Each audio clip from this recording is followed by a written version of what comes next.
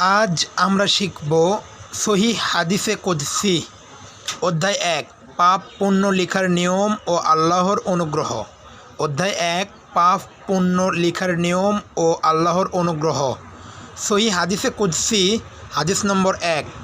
হযরত আবু হুরায়রা রাদিয়াল্লাহু তাআলা আনহু থেকে বর্ণিত, তিনি বলেন, রাসূলুল্লাহ সাল্লাল্লাহু আলাইহি ওয়াসাল্লাম বলেছেন, আল্লাহ বলেন, আমার বান্দা যখন কোনো পাপ করার ইচ্ছা করে তখন তোমরা তা লিখো না যতক্ষণ না সে তা করে।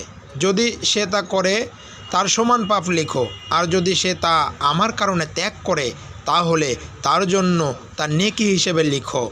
আর যদি সে নেকির করার ইচ্ছা করে কিন্তু সে তা করেনি, তার জন্য তা নেকি হিসেবে লিখো। অতঃপর যদি সে তা করে তাহলে তার জন্য 10 গুণ থেকে 700 গুণ পর্যন্ত লিখো। বুখারী ও মুসলিম শরীফের হাদিস।